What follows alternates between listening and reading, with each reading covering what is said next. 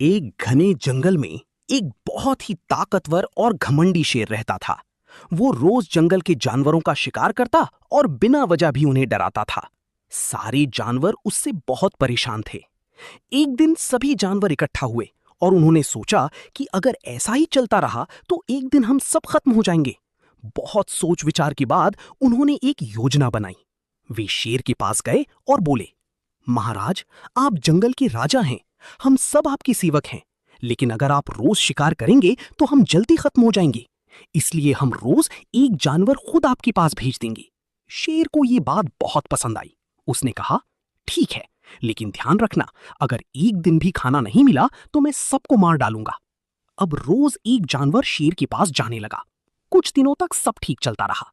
फिर एक दिन एक छोटी सी खरगोश की बारी आई। वो बहुत चतुर था। उसने सोचा, अगर मैं कुछ नहीं करूंगा तो आज मेरी जान चली जाएगी। क्यों ना अपनी बुद्धि का इस्तेमाल करूं। खरगोश जानबूझकर बहुत देर से शेर के पास पहुंचा।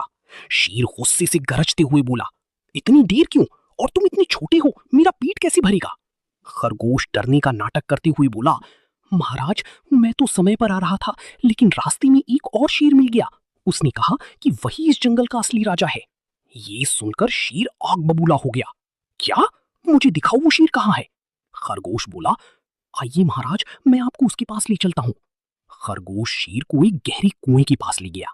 उसने कहा, महाराज, वो शेर इसी कुएं में रहता है। शेर ने कुएं में झांक कर देखा।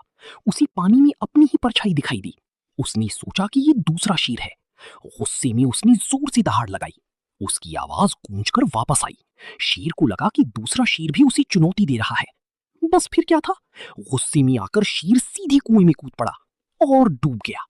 खरगोश खुशी खुशी वापस जंगल गया और सारी कहानी सबको बताई। सभी जानवर बहुत खुश हुए।